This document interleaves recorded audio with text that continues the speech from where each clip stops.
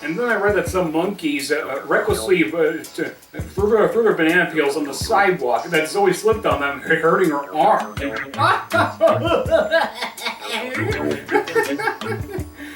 That's a pretty good one, huh? Banana peels are so unexpected. Oh, Simon, we're on the air. Everybody get into your positions. Good evening, everyone. Mr. Bruno here. Welcome to Veston's Review Show, where I review just about anything. And tonight, we are having a bit of a slumber party in honor of this next review. Betty Lou, could you tell the viewers what we're reviewing today? Aye, Captain. Tonight, we're proud to present Midnight Patrol: Adventures in the Dream Zone. In the fall of 1990, we were given an animated show that was produced in both the US and the UK. It was about 4 kids and a talking dog who meet each other in their dreams to protect the sleep of the innocent from the dreaded nightmare prince. The one thing that grabbed our attention was Hanna-Barbera. Back in the 1990s, Bill, Hanna, and Joe Barbera were starting to go into retirement, so this show is perhaps one of their last programs they've ever produced. The rest during that time was either by Buzz Potomkin, Larry Huber, or Fred Seibert. But we're not here to talk about the downgrade of Hanna-Barbera. We're here to discuss the program. The show centers around Potsworth, an English Springer Spaniel, based upon a real-life Springer Spaniel called Potsworth, from the Battersea Dogs home and by Martin and Vivian Schrager Powell.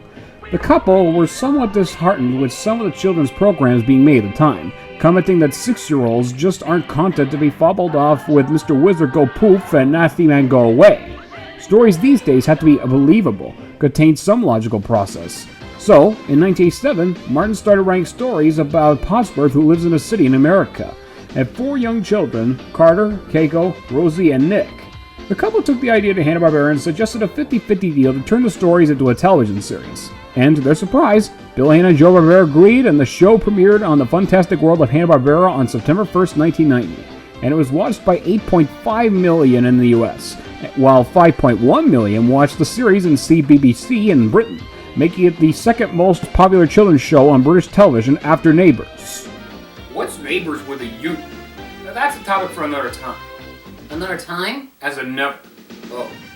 And now let's talk about the characters. First, there's Potsworth, a sarcastic 10-year-old English Springer Spaniel who has the ability to talk when he enters the Dream Zone. He was voiced by Clive Revill. If you don't know who that is, well, it's obviously Dr. Gallio from The Snorts. Carter, voiced by George L'Amour, is Potsworth's owner, a 10-year-old African-American boy who was an expert artist. In the Dream Zone, his magic paintbrush can bring many things to life. Talk about Disney Magic Kid. Keiko is a 9-year-old Asian-American girl who rides a flying skateboard in the Dream Zone.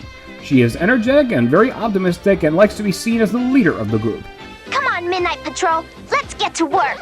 She is voiced by none other than Janice Kawai, best known for voicing G on Captain Planet, Jenny on My Life as a Teenage Robot, Ami on Hi Hi Puffy Yami Yumi, and my personal favorite, Sonia on Codename Kids Next Door. Janice was already in her early 20s when she did this cartoon. Rosie is an 8-year-old girl, a rude, annoying brat who gives the group a very hard time, in ways similar to Lucy from the Peanuts and Angelica from the Rugrats. Though she still helps out in dangerous situations. She calls her brother Nick by his full name Nicholas whenever she yells at him, which is quite often. In fact, there's an episode that actually gives her karma for all the fussing by a doctor voiced by Howard Morris. Then you must have snootus fasciitis. Oh no, not Snootus Fasciitis! I'm doomed! Finish history! What is it anyway? That snootus fasciitis is a rare dream zone disease caused by too much fussing and complaining. That's pretty funny if I do say so myself. She is the only member of the Midnight Patrol without a special ability. She was played by Elizabeth Hannes, best known for playing Alice in Adventures in Wonderland. And last but not least, Nicholas, or Nick, voiced by Whitby Hertford. He is Rosie's 6-year-old brother, who is a flying superhero when he is in the Dream Zone, and is sometimes referred to as Super Nick, hence the superhero costume he's wearing. They always fight against the evil and mysterious Nightmare Prince, voiced by Rob Paulson, who spends most of his time talking to her mother on the phone in a fashion that was somewhat reminiscent of the General from Dastardly and Muttley in their flying machines. To make things worse.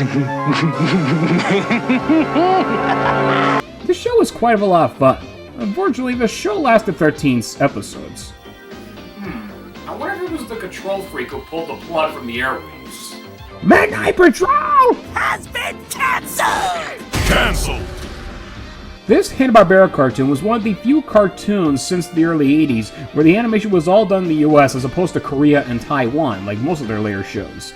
I guess the budget they got from their previous programs must have given them enough cash for them to animate it themselves. It's also worth mentioning that in the UK, they nicknamed it Potsworth and Company because BBC felt the suggestion of children being awake after midnight was inappropriate. Have you guys ever heard of New Year's Eve? But aside from that, I find that ridiculous. I think even Archibald Asparagus would be like, "This is quite disappointing. I'm going to have to speak to Bob about this." But the sad part about this is that this Hanna-Barbera cartoon has no DVD release. Zilch, nada, zero, nothing.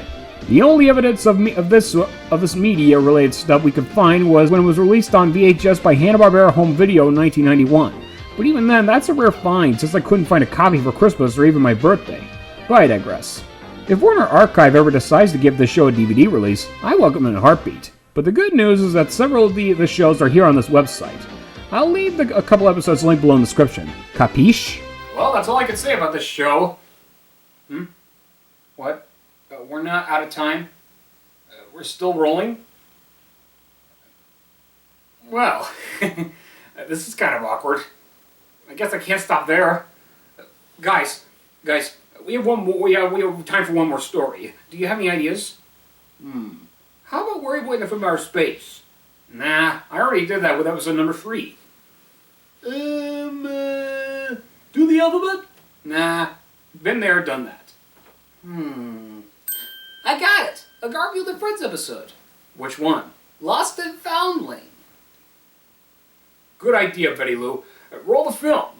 The episode begins with John Arbuckle putting an ID collar for Odie, and just in case he ever got lost. Afterwards, Odie wants to play fetch with Garfield, but Garfield, being his usual tired self, flatly refuses. So, to get Odie off his back, he has Odie play hide and seek. So Odie picks a good hiding place, one that not even Garfield would find him over. A box. And unbeknownst to Odie, he gets taken by the garbage collectors and put in a garbage truck and drives all over town. Meanwhile, we see a father along with his daughter, Becky, voiced by Jeannie Elias, who is talking to her dad about school and making friends. Oh, Father, look at the cute puppy. She spots a man walking his dog on the street, making Becky beg for her dog, but her father, being the neglectful parent that he is, flatly refuses, thinking they are messy, dirty creatures. You wait right here, and when I come out, I don't want to hear another word about any dogs. Yes, Father. Odie jumps out of the garbage truck and lands in Becky's baby carriage. She finds him as the cutest puppy in the whole wide world. Seem normal much? She decides she doesn't care what her dad says and she'll take her home, not noticing the ID collar. Back home, we see that Becky's dad is a rich man with a mansion and everything, but he smells something funny. Becky, not wanting her dad to find out, decides to give Odie a bath, much to Odie's chagrin. You look funny. After such a bath, Odie starts to get homesick and tries to leave, but Becky tries to tell Odie that she needs somebody to play with because her dad's always going away on business, leaving her in the care of the maiden and the chauffeur. Her father overhears the conversation, and Becky shows them Odie, which she nicknamed a toy puppy. Silly-looking toy. The head is obviously hollow. Oh. Her dad realizes that he has been neglecting her a lot as a rich man. So, to make it up to her, he decides to go buy Becky a real puppy and spend more time with her daughter. You mean it, Father? Yes. And call me Daddy, why don't you? Oh, yeah, sure thing, Daddy. So, he has Jeeves return Odie back to Garfield's house, and just in time because Garfield had woken up from his long nap. And this time, it was Odie's turn to count. The problem is, he doesn't know how to count. Hey, the way he counts, I've got time for another 16-hour nap. Well said, Lorenzo Music. Bless you. Oh, did I forget you one more thing, that Odie had a bit of coherent dialogue even though he's the typical dog? Look at this clip. Oh, you are the cutest puppy in the whole wide world. Where did you come from, cute puppy?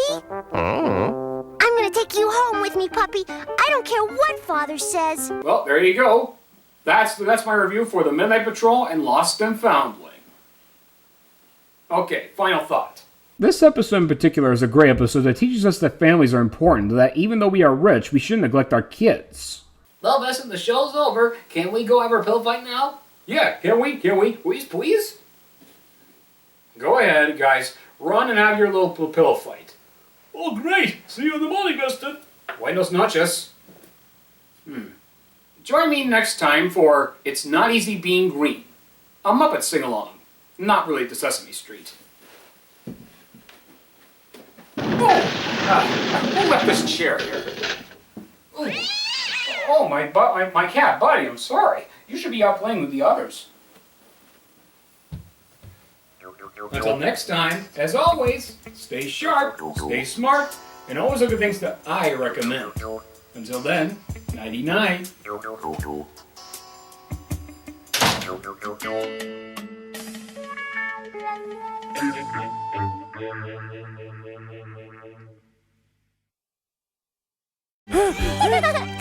look funny.